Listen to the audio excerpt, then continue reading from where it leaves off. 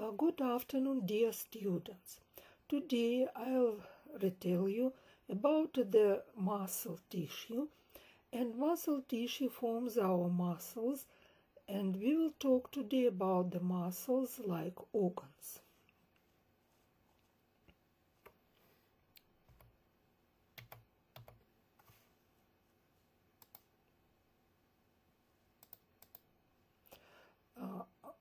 Muscle tissue consists of muscle cells and fibers, which are structurally and functionally specialized for contraction.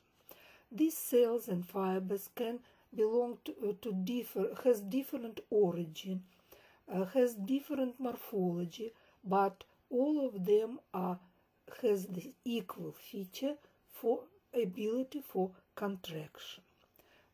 The length of muscle cells is greater than their width. Muscle cells and fibers require two types of special protein filaments in their cytoplasm, which are called as myofilaments. And myofilaments may be of two basic types: actin or tin myofilaments and thick myofilaments, which has name myosin. I want to pay attention that when we will talk about the muscle fibers or cells, we will call the cytoplasm as sarcoplasm. It is norm for muscle tissue. Also, the cytosol of the cells and fibers has name as sarcolemma, and smooth endoplasmic reticulum also get name as sarcoplasmic reticulum. And today I'll use these words, and also you will use these words when you will study in the medical university. There are two classifications of muscle tissue. First classification is based on its morphology, on its construction. And this classification has name morphofunctional classification. And the second classification, most popular also classification, is based on its development, source of its development. And this classification has name histogenetic classification. First, about morphofunctional classification of muscle tissue. According to this classification, we distinguish two principal types: smooth muscles and striated muscles. Smooth muscles consist of cells and do not exhibit cross striations. Striated muscles, it is cells of fibers which exhibit cross striation at light microscopic level and also on the electron microscopic level. It includes two types: skeletal muscles and cardiac muscles. So smooth muscles are located mainly in the wall of our hollow organ, like intestine, blood vessels, respiratory tract, urinary tract. These smooth muscles can contract, but very slow, very often like waves, and involuntary. We can't control the contraction of the smooth muscle. Skeletal muscles, which belong to the striated muscle, occurs mainly in association with the bones, and their contraction are very quick, strong, and voluntary. We can control the contraction of the skeletal muscle. Cardiac muscles also belong to the striated muscle. This type of muscle tissue we can see only in the heart, in the wall of the heart. It forms the myocardium, the middle tunic of the heart. Its contraction is quick, strong, rhythmic, and involuntary. We can't control the heartbeats or contraction of myocardium in our heart.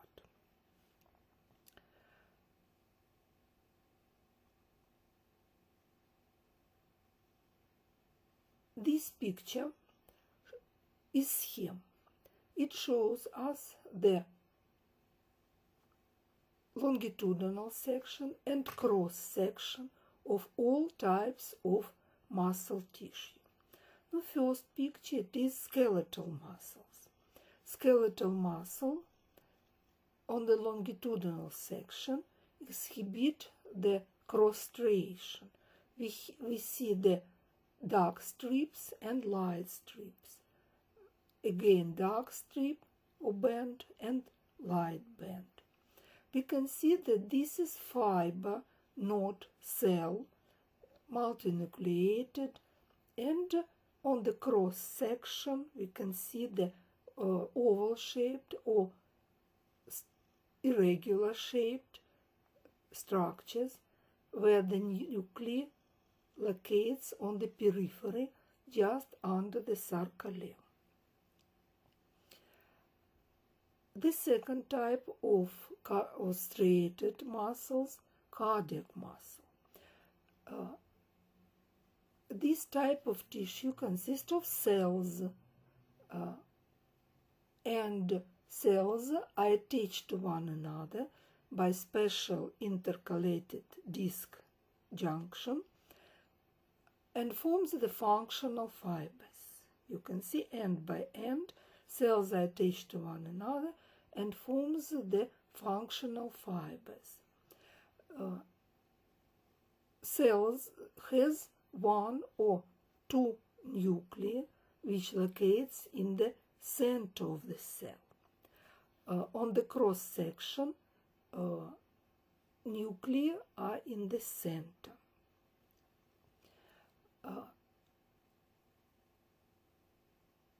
And these cardiac muscle cells also exhibit cross striations, like in the skeletal muscles. Another configuration has smooth muscle. This type of tissue consists of cells, myocytes, smooth muscle cells. These cells are long, spindle shape, has one flat nucleus in the center, and on the cross section we can see that not all sections has nuclei. Nuclei may be in the center or can be slightly pushed to the periphery. This, in the cytoplasm of these cells, we don't see the cross striations. Second classification of the muscle tissue is based on its origin. This classification divides muscle tissue on three basic types: somatic, chelomic, and mesenchymal. The muscle tissue of somatic types develops from the myotomes of somites, and this is the way of the development of the striated skeletal muscles. The second type of tissue, it is muscle tissue of chelomic type, which develops from the myoepicardial plate. This plate originates from the visceral layer of the splanchnotom, chelomic lining in cervical part of the embryos, and it is the origin for striated cardiac muscles, which occupy or forms our myocardium. Next type of muscle tissue develops from mesenchyme, and it is muscle tissue of mesenchymal type. It is where the development of the smooth muscles which are located in our internal organs. Also, this classification distinguishes the fourth type of muscle cells and tissue. It is myoepithelial and myoneural cells.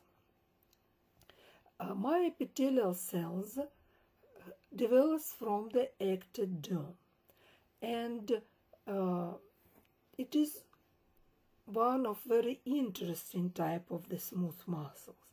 Now it is a combination between the epithelial cells and muscle cells. We can find these cells only in some glands which develops from ectoderm.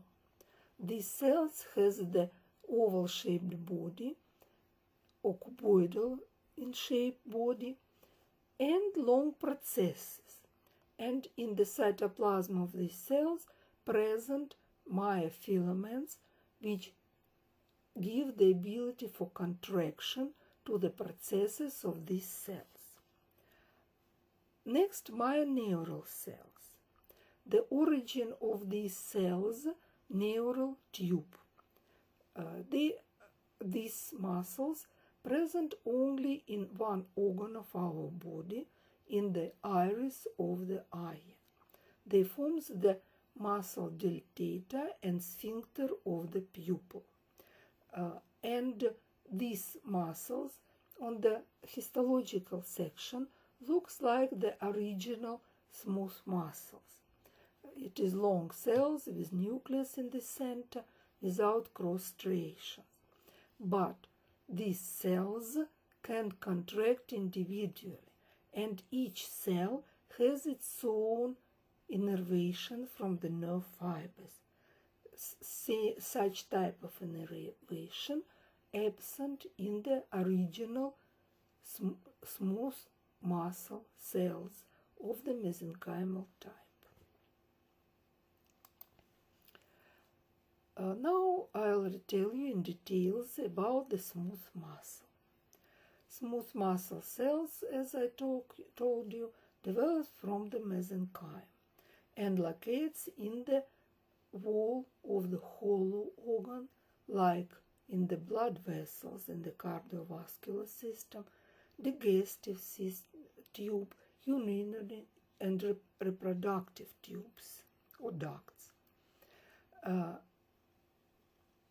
Major smooth muscle cells, as you see on this transmission electron microgram, are elongated cells, you see, long cell, with a single nucleus, flat nucleus, in the center of the cell.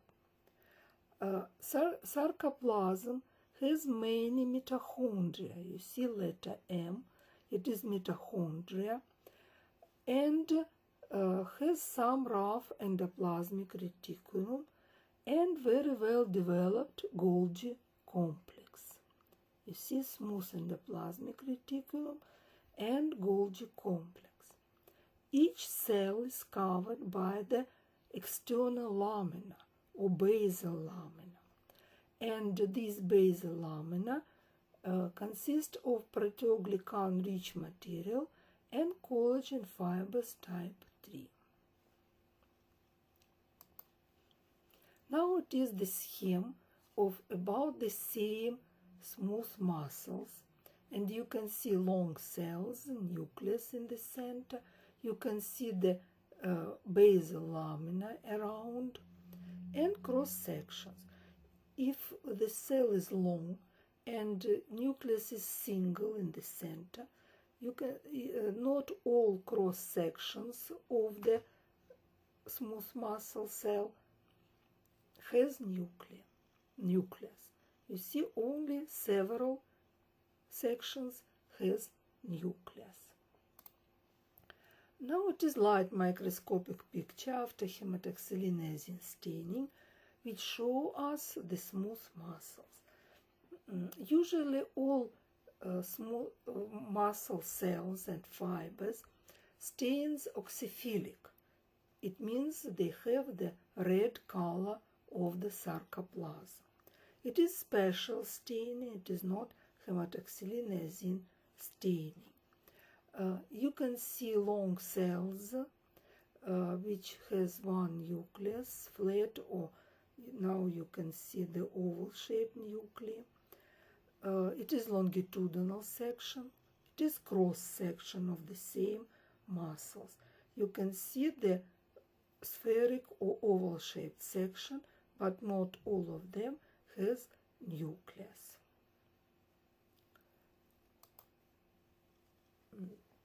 In the sarcoplasm of the smooth muscle cells present special organelles of the special purpose, which help the smooth muscle cells contract. These filaments present in all members of this tissue, in smooth muscles and in the striated muscles or fibers. And these filaments are of two types. First, it is tin filaments or actin filaments, and in these smooth muscles, tin filaments are stable and are associated with the plasma membrane, so-called sarcolemma. And tin filaments are closely attached to the sarcolemma by the dense bodies, electron-dense bodies. The second filaments, thick filaments, has the name of myosin myofilaments. In smooth muscles, these filaments are not stable and are synthesized and form in response to the contractile stimuli. I told you that the contraction of smooth muscles is very slow and like waves. Now you understand why. If thick filaments are dissolved in relaxed cell, when impulse for contraction come, cell need time for synthesis and localization of the thick filaments. When these filaments are synthesized, they located parallel to one another from one pole of the cell to the another pole. And this process takes time. That's why the smooth muscles can't contract quickly, and contraction is not powerful.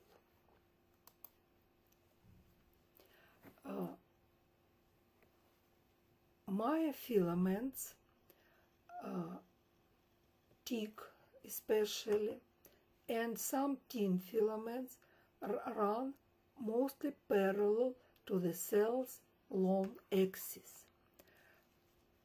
And ratio between tin and thick filaments is approximately 12 to 1. 12 actin or tin and 1 thick. And their location is less regular than in striated skeletal or cardiac muscles. Also in sarcoplasm of smooth muscle cells, we can find very well-developed sarcoplasmic reticulum. Now you know that sarcoplasmic reticulum, it is smooth endoplasmic reticulum. The main function of this sarcoplasmic reticulum is the concentration and sequestration of the calcium ions. Calcium ions is critical for contraction and relaxation of muscle cells and fibers. But sarcoplasmic reticulum in smooth muscles don't divide the myofilaments into myofibril bundles. They locate chaotically.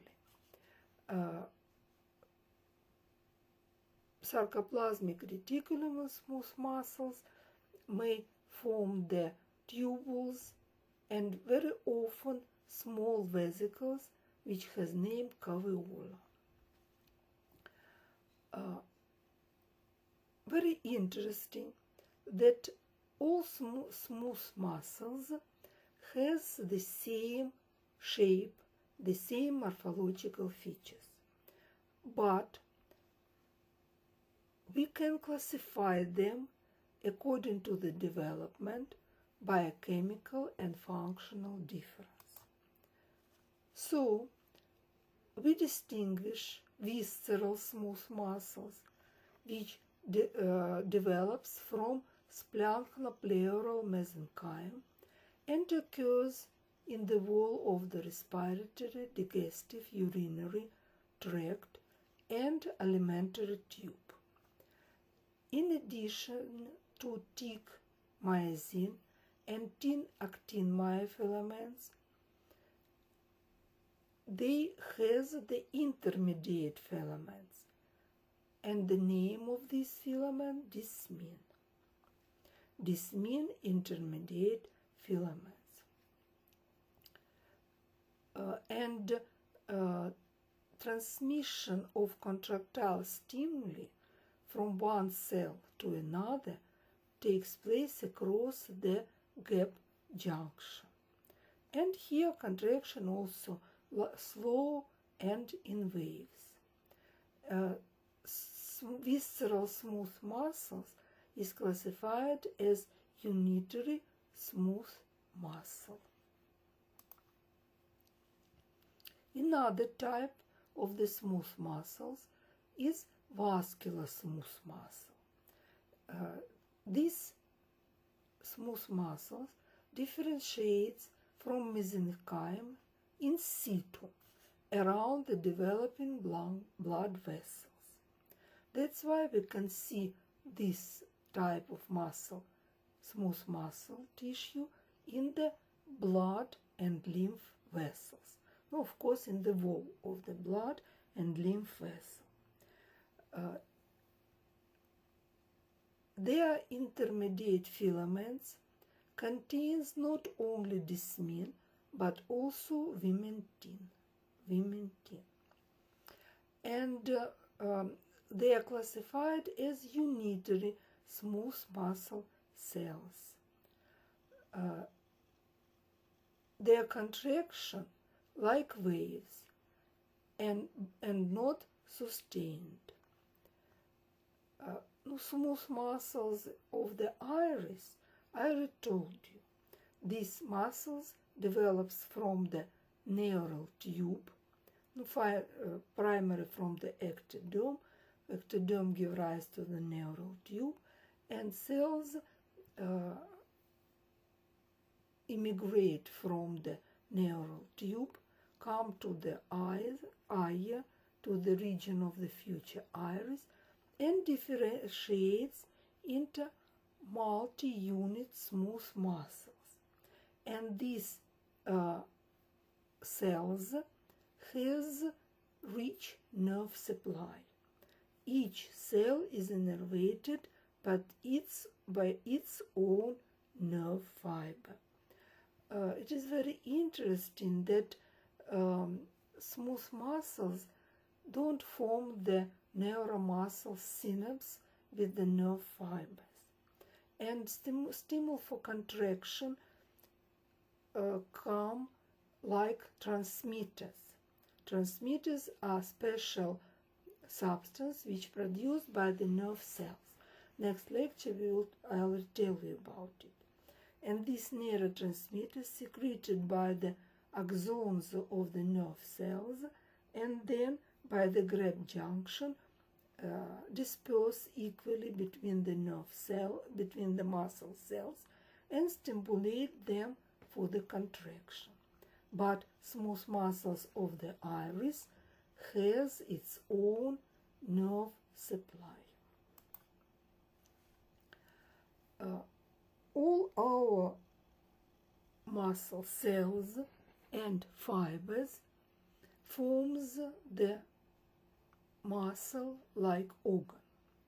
So organization of the smooth muscle as organ is the standard like in striated muscles. Each muscle cell overlap and attach by fusion of their endomysial sheet. Basal lamina, it is endomysium, another name of the basal lamina, which covers each smooth muscle cell. It is endomysial sheet around each cell. Smooth muscle cells forms fascicles. Each cell together forms the fascicles, and this fascicle is surrounded by the perimysium. Perimysium, it is loose connective tissue, and several fascicles gather together and forms the thick fascicle, which has the name the fascicle of the third order. And this fascicle, thick fascicle of the third order, is covered by the thicker plate of the connective tissue, and this thick plate has name epimysium or epimysial connective tissue. By these interventions of the loose connective tissue present in the muscle-like organ, these plates of the loose connective tissue forms the crossroads for the blood and lymph vessels, for the blood supply of the muscle, and also for crossroad for the nerve fibers, which provide the innervation of the smooth muscles.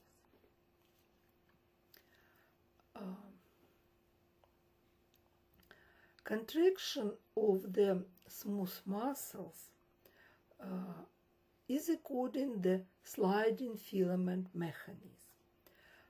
You see that the morphology of the smooth muscle is not difficult and look like easy configuration. But even for today, nobody can fully explain the mechanism of the contraction of the smooth muscles. According to the current theory, the actin and myosin myofilaments slide on the surface of one another, but you remember that actin myofilaments is strongly attached to the sarcolemma by the dense bodies. That's why when the actin filaments slide on the surface of the myosin myofilament, they pull the attached dense bodies closer together, and that's why the cell shortening. Individual smooth muscle fibers may undergo wave-like contraction, and this shortening of concrete smooth muscle, it means contraction. And during relaxation, the dense bodies return back to the previous allocation, and the size of the cell return back to the previous size. And during relaxation, the myosin myofilaments disintegrate.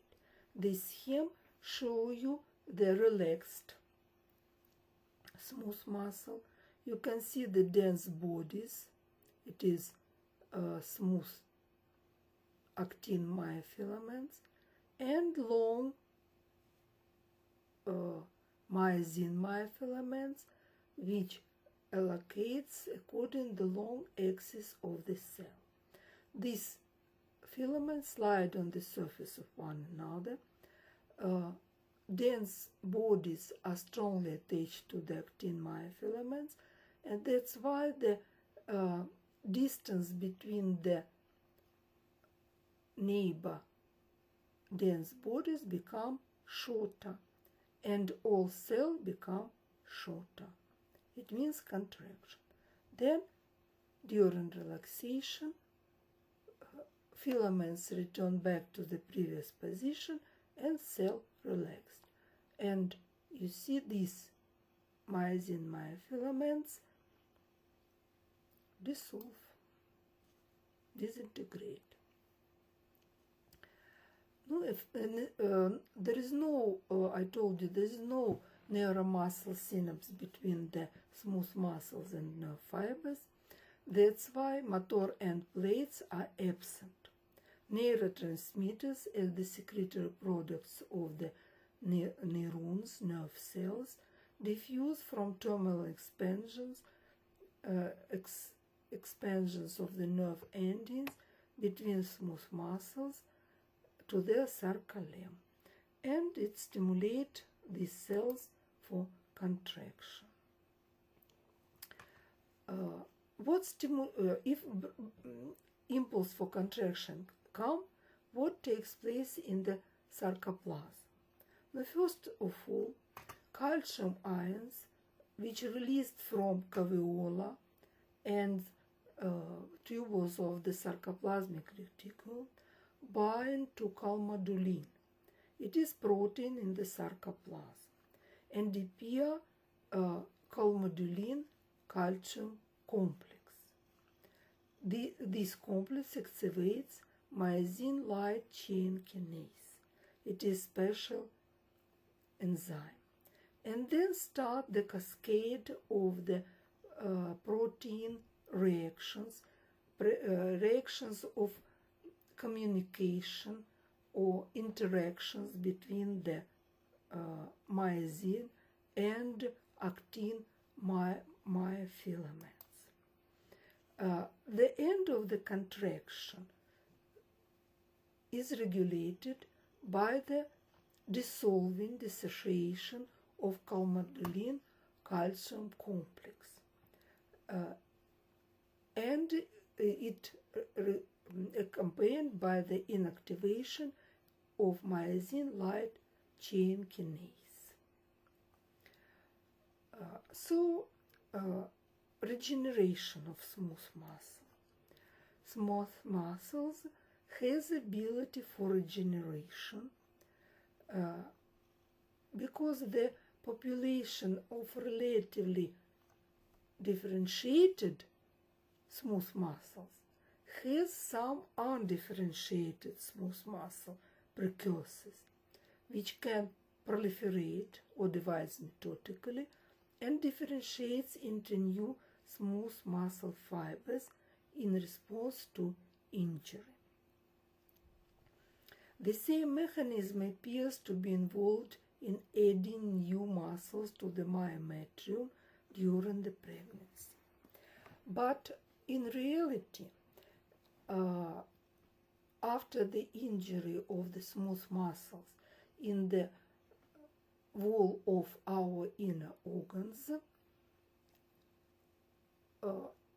smooth muscles regenerate by the connective tissue white scar. The ability for regeneration of loose connective tissue is higher in many times than the ability of undifferentiated smooth muscles precursors. And fibroblasts come first to the place of the injury and start to produce extracellular matrix, and in this place appear the white connective tissue scar. The second group of muscles, it is skeletal, striated skeletal muscle. Skeletal muscle arises from myotomes of somites. It is somatic type of muscle tissue. From somites, from myotome of somites, immigrate the cells which get the name myoblasts. It is spindle-shaped, short cells, and these cells has ability for movement. They migrate from somites to the place of the future skeletal muscles in the region of the extremities, lower and upper, to the trunk, and here fuse with one another to form multinucleated myotubes. Many myoblasts fuse together and forms myotubes. Myotubes, it is elongated cells, and in the sarcoplasm of these cells, now we can find myofilaments. And then myotubes also fuse with one another and forms the muscle, striated muscle fiber. This light microscopic picture shows you the myoblasts. You see elongated cell with elongated nucleus, shortened cells, which moves like amoeba. These myoblasts fuse. Myoblasts have no myofibrils in the cytoplasm. Then they fuse with one another, forms myotubes, and myotubes secrete myofilaments and then fuse with one another. Many myotubes in fetus fuse with one another and forms the long skeletal muscle fiber. Striated skeletal muscle consists of two main components. First, it is long skeletal muscle fibers. And these fibers stay in G0 phase during all lifespan of the person, and it can't divide. The second main component of striated skeletal muscle are small satellite cells. Now, satellite cells, it is like myotubes. Satellite cells also called as regenerative cells. These cells can divide methodically, fuse with one another, and give rise to the new striated skeletal muscle fiber. These cells, you see here, these cells are located in shallow depressions on the muscle fibers external lamina. You see depressions on the outside of the sarcolemma of the striated skeletal muscle fiber, and these cells has ability for mitosis. These cells was found not so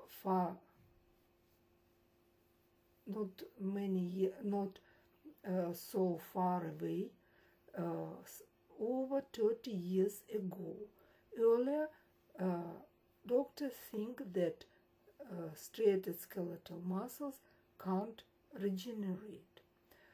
Very interesting that here between the sections, you see the cross section of the long skeletal muscle fibers. You see the free spaces. Here is the loose connective tissue, endomysium, perimysium, and epimysium.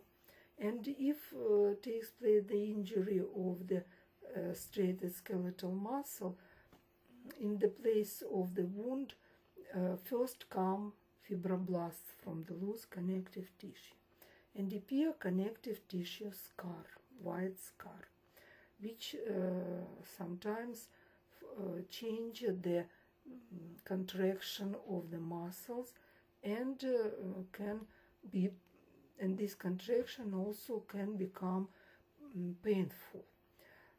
That's why now in special clinics it is possible to dissect the white scar, protect the place of the wound from the loose connective tissue, and give the time for the small satellite cells to undergo mitosis and differentiates into the new striated muscle fibers.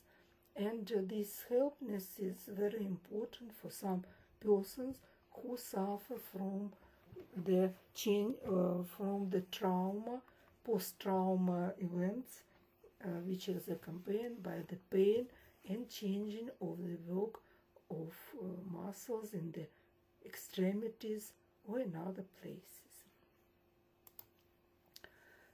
Skeletal muscle fibers are long. Sometimes in tall men can reach the 30 or 50 centimeters long. They are unbranched, cylindrical, and multinucleated.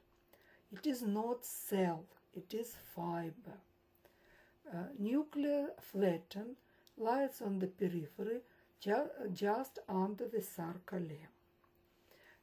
Most of the organelles and sarcoplasm are near the poles of the nuclei. Sarcoplasmic reticulum contains many mitochondria, glycogen granules, and special protein, myoglobin. This myoglobin has the same features like hemoglobin in the erythrocytes. And this myoglobin can bind oxygen, and this oxygen is very necessary for the mitochondria of the skeletal muscle fibers during the contraction, when the blood circulation in end, peri, and epimysium stops. Each cell fiber is surrounded by endomysium. This endomysium, it is thin plate of the loose connective tissue with a lot of reticular fibers, collagen type 3. Now longitudinal section, you can see the hematoxylin staining. You can see the cytoplasm also oxyphilic. Basophilic nuclei locates on the periphery, just under the sarcolemma, and we can find plenty of nuclei in the fibers. Fibers exhibit cross striation. It is cross section, and again you can see the nuclei on the periphery. And nuclei are so numerous that in one section maybe even 2 nuclei together. It is special staining of the longitudinal section of the striated skeletal muscles for clear visualization of the cross striation. You can see the cross striation. And interventions of the loose connective tissue, you see yellow, also is very clearly seen. Skeletal muscles also has thin and thick myosin myofilaments. These thin and thick myofilaments grouped into parallel bundles which has name striated myofibrils. Myofibrils in cross section containing both filament types have another ratio than in smooth muscles. If in smooth muscles we can find 12:1, here 6:1, 16 filaments to 1 thick filament. On the longitudinal section, myofibril exhibit another picture. It consists of functional subunits which has name sarcomeres. And these sarcomeres show us the bands, striations, dark and light, which run perpendicular to the myofibril's long axis. Each sarcomere is separated from the neighbor by the Z line. It is dense Z line. That line, it is protein, and thin filaments are attached to this Z line or the Z disc by alpha-actinin, protein of the Z disc alpha-actinin. Thin filaments extend towards the middle of the sarcomere, and two molecules of protein nebulin, a long non-elastic protein, are wrapped around the length of each thin filament, further anchoring it in the Z disc. That's why two principal proteins, alpha-actinin and nebulin, attach the thin filaments to the Z line. In the center of each sarcomere, we can find the M line or mesophrag, which hold the thick filaments, and special protein titin, large linear elastic protein, attach these thick filaments to the center line of sarcomere, to the M line. And these thick filaments lies in the center of each sarcomere, and M line bisected it into two parts.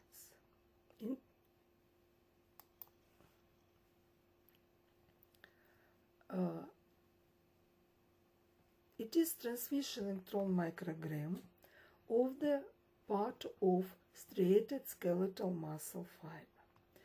You can see the longitudinal section of striated myofibril and dark Z line, you see Z line,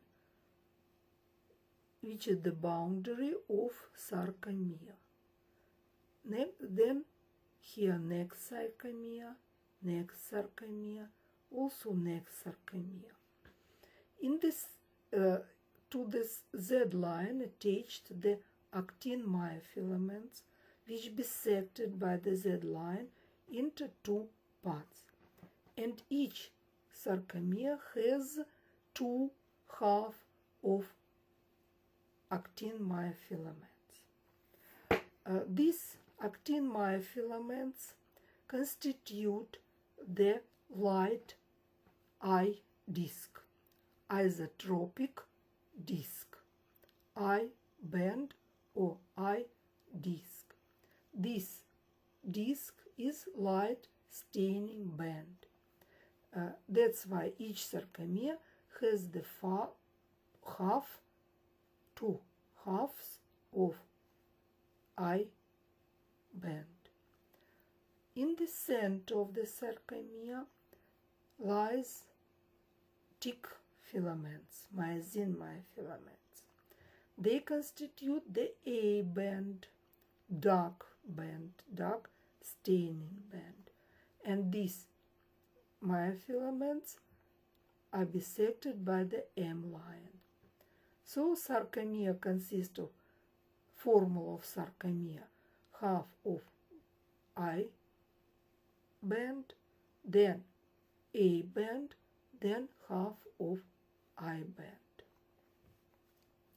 And this dark and light band show us the dark and light strips of crest striation under the light microscope.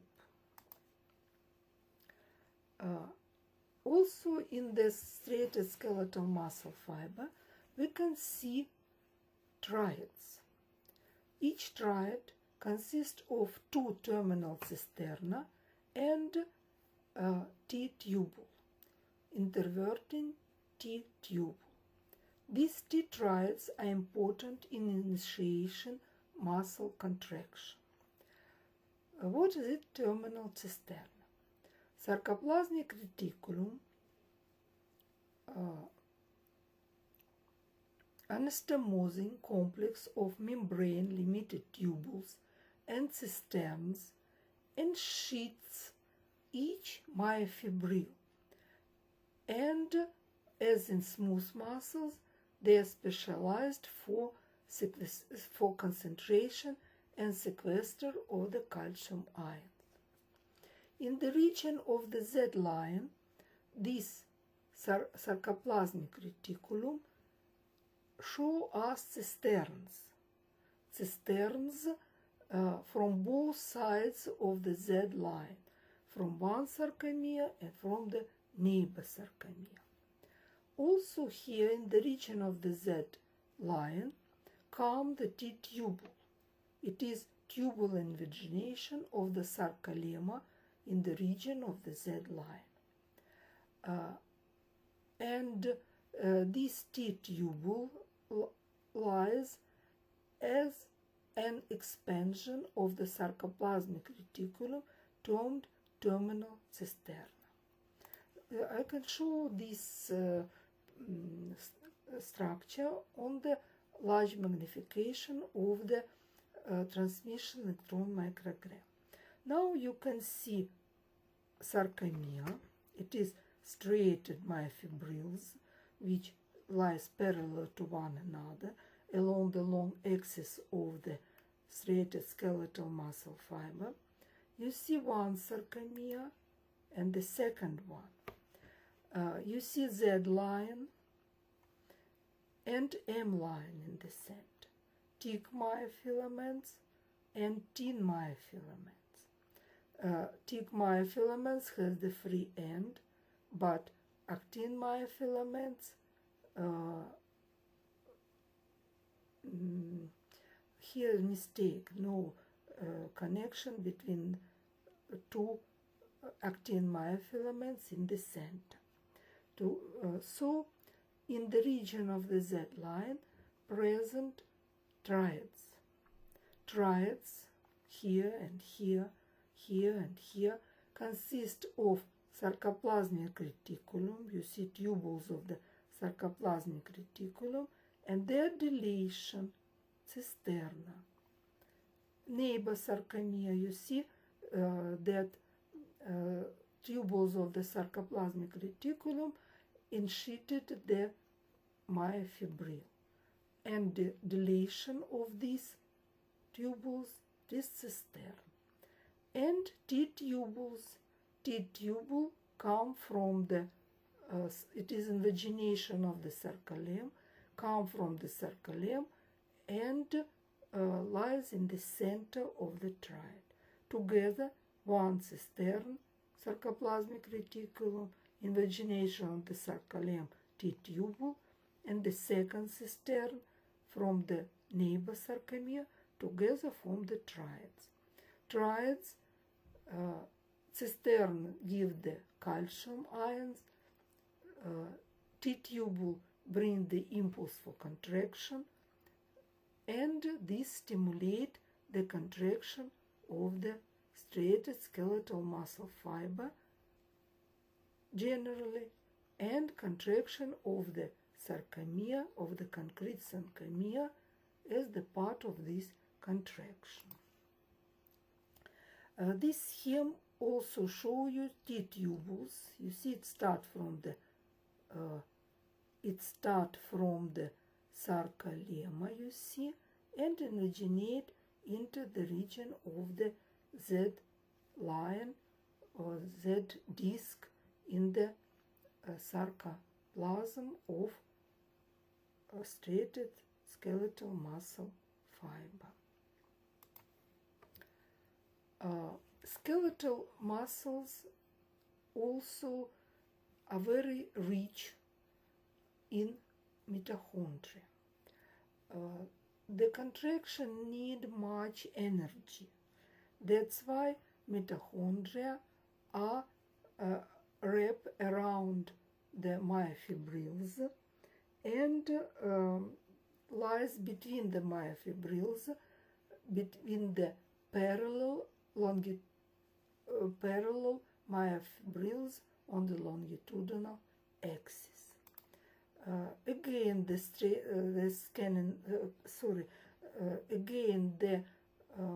transmission electron microgram, and you can see mitochondria between the striated myofibrils. You see mitochondria, many mitochondria, which give ATP energetic molecule for the contraction of the fiber. Mechanism of contraction is described by the Huxley's sliding filament theory.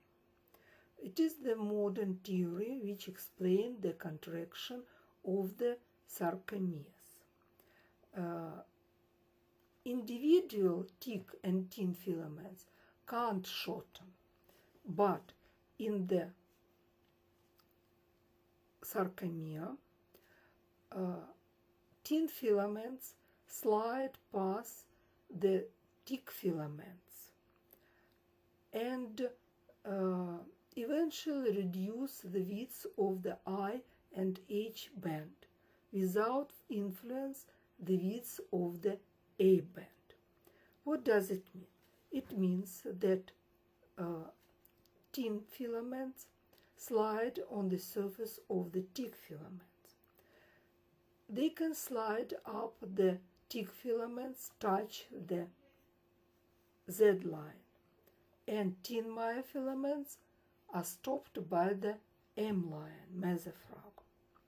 And sarcomere shorten, many sarcomeres shorten together, and all fiber also shorten. It means contraction. This process of contraction is usually triggered by neural impulse and obeys the all or none law. It means that single muscle fiber either contracts or does not as a result of stimulation. But if the sliding starts, we can't stop this sliding. That's why if contraction starts, it will happen or not happen.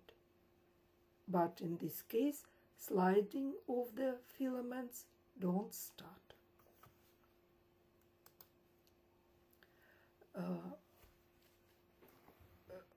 In the sarcoplasm of striated muscles, both in skeleton and heart, present special protein, I told you, myoglobin. And this myoglobin binds oxygen, which is very necessary for mitochondria. And mitochondria, when they use oxygen, they produce ATP molecules. And the presence of this mitochondria, presence of myoglobin, it is base for the speed of contraction. It provides the high speed of contraction. And in striated skeletal muscles, according to the concentration of myoglobin and number of mitochondria, we can distinguish three types of striated skeletal muscle fibers. First type is red fibers. They contain more myoglobin and mitochondria. Their contraction in response to nerve stimulation is slow and steady. And that's why we designate them as slow fibers, but not so slow like in the smooth muscles. They're a good example of these fibers, limb muscles. The second group, it is white fibers. They contains less myoglobin and few mitochondria. No, comparatively, of course, less myoglobin and few mitochondria. These fibers react quickly for nerve stimulation with brief, forceful contraction, which can't sustain for long period of time. Thus, they are termed as fast fibers. These fibers predominate in the extraocular muscles. And the third type of fibers, intermediate fibers. These fibers are characterized by structural and functional characteristics between those of red and white white fibers. Our muscles consist of combination of all types of fibers, red, white, and intermediate fibers. But in some muscles, like organ, either type can predominate. Skeletal muscle as organ has the same principle of organization like in the smooth muscles. Each striated skeletal muscle fiber, for example, in biceps brachii, muscle biceps brachii, surrounded by the sheet of dense connective tissue terms the endomysium. It is thick fascicle of the third order, which is called by the epimysium. In anatomy, this epimysium has the name fascia. Each fascicle, it is bundle of muscle fibers surrounded by the dense connective tissue sheet, which is called the perimysium. And each muscle fiber, it is a bundle of myofibrils surrounded by the sarcolemma, and this is delicate connective tissue sheet which has the name endomysium. Endomysium, it is basal lamina and mesh of the loose reticular fibers. And these interventions of the loose and dense connective tissue is necessary for the blood supply and innervation of the muscle fibers. This picture, microslide, show you the single striated skeletal muscle fibers, which is covered by endomysium.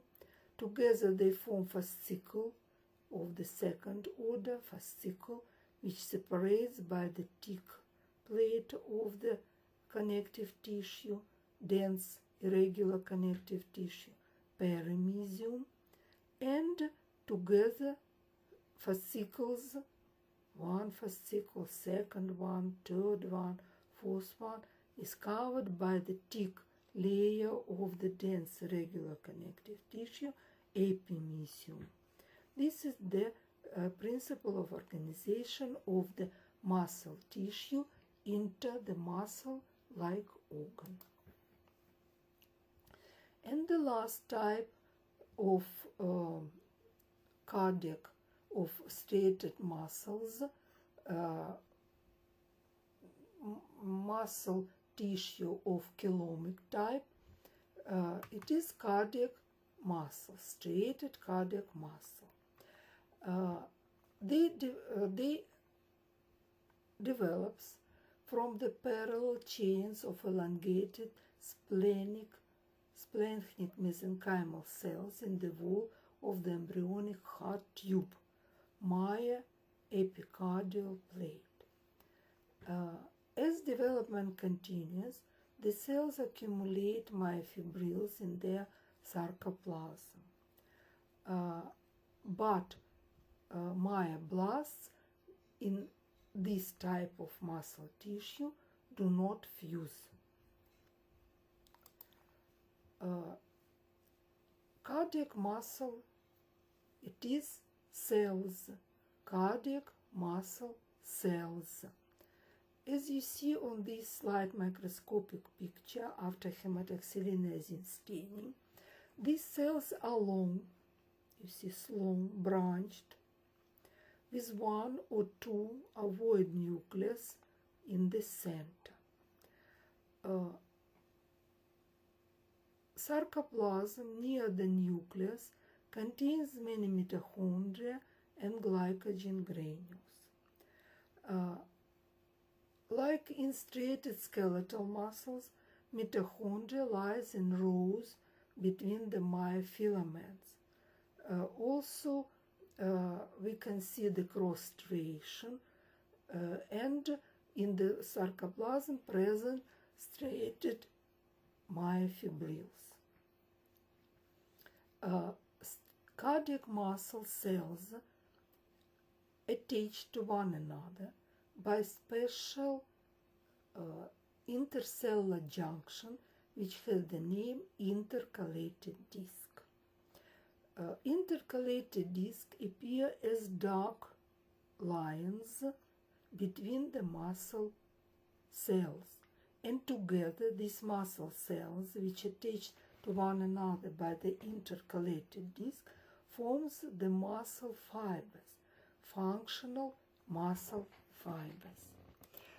This scheme shows you the single muscle cell with nucleus in the center, you see, which attach to one another by the intercalated disc, dense dark line between the two adjacent cells.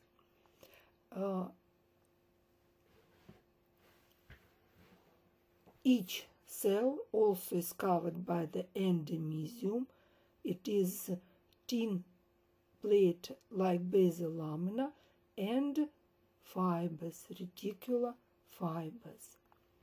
And this, on the longitudinal section, we can see the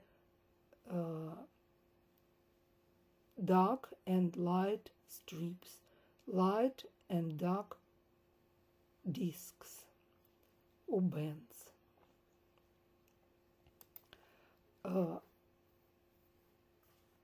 Intercalated disc is very well visible on these electron micrograms, transmission electron micrograms. Intercalated disc, it is a combination of three types of intercellular junction. First of all, fascia adherence or interdigitations. The second one, desmosomes. You see, macula and desmosomes. And numerous and gap junctions. Gap junctions, it is tubes, connexons, which consist of the proteins connexins, and gap junction is very fruitful for the diffusion of some nutrients and calcium ions between the adjacent cardiac muscle cells. Sarcoplasmic reticulum in cardiac muscle cells is not so regular like in striated muscles, skeletal muscles fibers. It is less organized and mostly consists of caveoles, small membrane-covered vesicles. But it has the same function like in striated skeletal muscle fibers. It concentrates and sequesters the calcium ions. In these cardiac muscle cells also present striated myofibril with the sarcomeres, but in the region of the Z line or Z band, triads absent. Instead of triads, here we can find dyads. Dyads consist of cardiac T-tubules associated with a single expanded cisterna of the sarcoplasmic reticulum. And contraction of the skeletal and cardiac muscles are essentially the same. Huxley's sliding filament theory also explained the contraction of the cardiac muscle cells. Types of cardiac muscle fibers. Remember that cardiac muscle cells forms the functional fibers.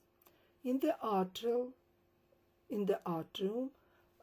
these cells which forms the fibers are small, have few tubules, T-tubules, than ventricular cells. And in the sarcoplasm of these cells, we can see the atrial, you can see membrane-limited granules that contain the atrial natriuretic factor or secretory granules with this factor. It is hormone-like factor. This factor acts on the kidneys to cause sodium and water loss. That's why this natriuretic factor reduces blood volume and blood pressure. We also call these cells as secretory cells. And on this transmission electron microgram, you can see these granules in the atrial muscle cells. Atrial muscle cells, granules with natriuretic factors. And these granules, you see, aggregates around the nucleus, mostly around the nucleus. Ventricular cardiac muscle cells are larger, with more T-tubules and no granules. But this sarcoplasmic reticulum and complex and T-tubules also differ from the skeletal muscles, but the composition mostly identical, but differ. Types of cardiac muscle cells. We distinguish three types of cardiac muscle cells. First, secretory, I described you. Cells who has in the sarcoplasm granules with the natrium sodium uretric factor or natrium uretric factor. The second, contractile. These muscle cells forms the fibers who can contract spontaneously and provide the heartbeats. Third type are conductive cells. Conductive cells are subdivided into two. You understand that cardiac muscles contract spontaneously and rhythmically, and some cells in the cardiac muscle tissue can conduct the electrochemical impulse and can generate this impulse. So conductive cells are subdivided into P cells, pacemaker cells. They generate an electrochemical impulse for contraction. And Purkinje fibers, which can conduct this electrochemical impulse for contractile cardiac muscle cells. It is stimulus for contraction. Cardiac muscle cells has very little regenerative abilities, and it present only in the early childhood. Lesions of the adult heart cells are repaired by replacement with connective tissue scar. No regenerative cells in the cardiac muscle tissue, but cells around the place of the injury can undergo compensative hypertrophy. It is very pity that cardiac muscle cells can't regenerate. After the infarctus, and mankind suffer very much from this heart attack, some cardiac muscle cells and fibers dies and replaced by the connective tissue scar, which change the heartbeats and rhythms of the heartbeats. But cells which stay alive can enlarge, can become more powerful, and try to compensate the function of the dead cells.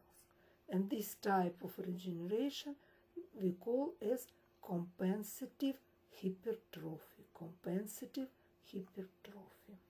So thanks for your attention. I will tell you the muscle tissue and muscle-like organ, and our lecture is over. Thanks for your attention. Goodbye.